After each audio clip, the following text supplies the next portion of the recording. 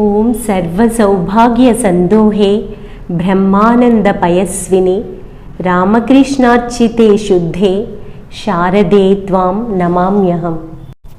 Today I would like to narrate a short incident from the life of a Sufi saint by name Rabia.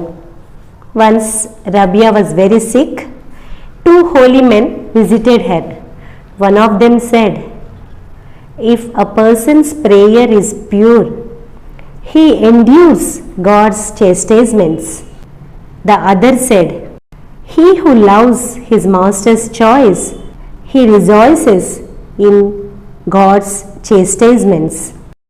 Then Rabia, it seems, replied calmly, "O men of grace, who sees his master's face will not recall that he is chastised at all." What a beautiful statement. She said, "Who sees his master's face will not recall that he is chastised at all." So looking on God's face is what is wanted. When we think of Ishta or our chosen ideal, there is no kashta or any difficulty at all. Ishta and kashta don't go together.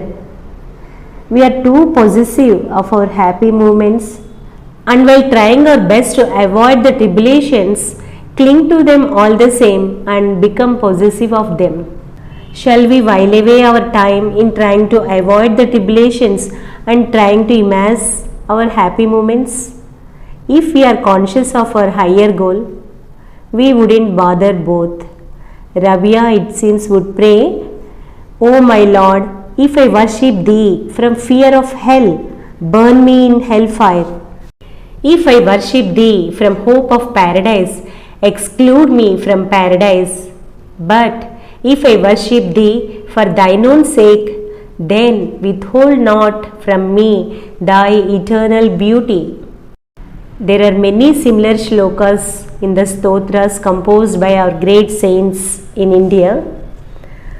In one such stotra, Mukundamala stotra, composed by the king Kulashekara Alvar, he prays there, "Naham vande tava charanadvandvam advandva heto kumbhipakam gurumapi hare narakam napanetum ramya rama mrudu tanulata nandane napirantum bhave bhave hridaya bhavane bhavayeyam mahantam."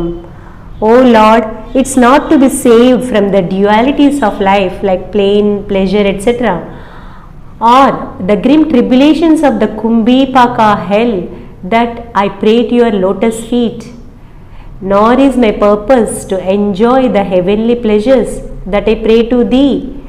I pray to your lotus feet only so that I may remember you alone in the core of my heart, birth after birth.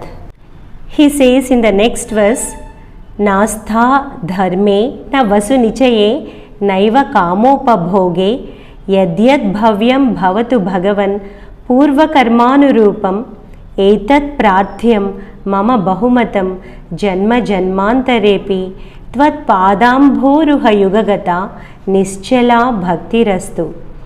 O my Lord, I have no attachment for dharma or religious do's and don'ts, or for accumulating wealth, or for enjoying sense gratification.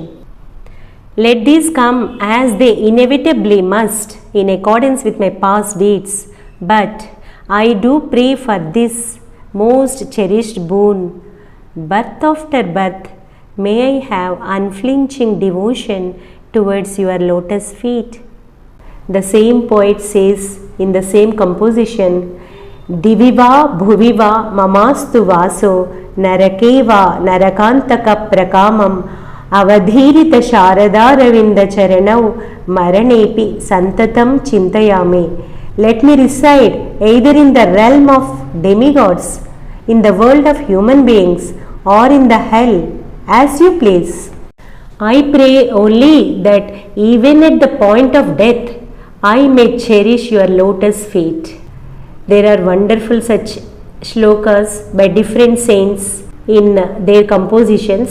We can go through them later on.